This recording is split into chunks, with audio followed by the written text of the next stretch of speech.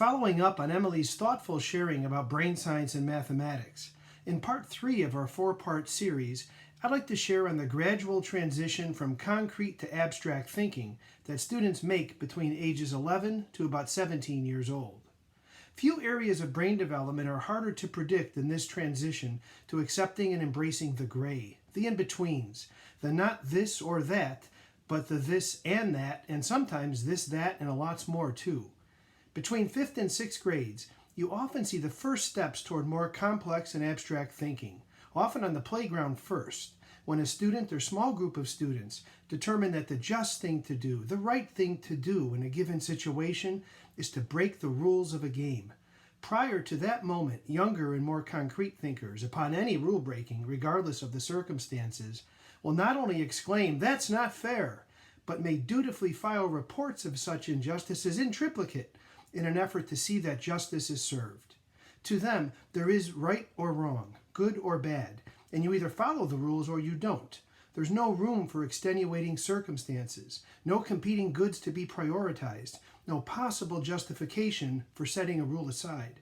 But in the late childhood and early adolescent stages of brain development, a world of possibilities slowly opens for students, albeit each in their own time.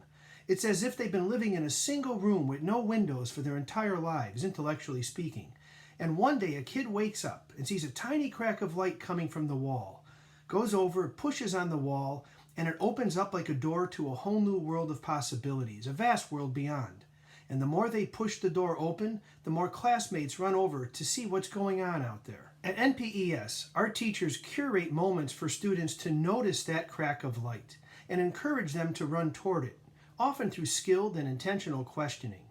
We know from the science that the more we as educators and parents pose questions for children to wrestle with that have no single answer, that require them to explore paradoxes and to entertain completely different but equally valid responses to the same questions, the more skilled they will become over time in thinking abstractly, the more facile they will become in analysis, synthesis, evaluation, and all higher order thinking.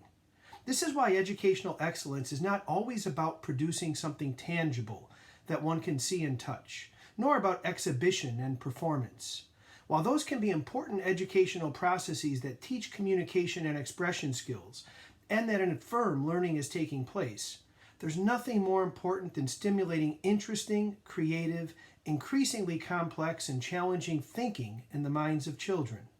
And one major reason students in NPS find learning here relevant, engaging, and joyful, and why our graduates thrive in high school is just that.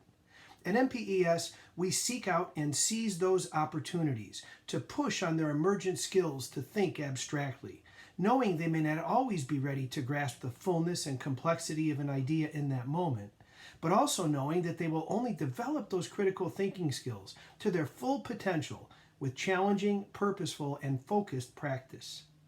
Next week, in the final video of our Learning in the Brain series, Emily will discuss reading and the brain. Thanks for watching.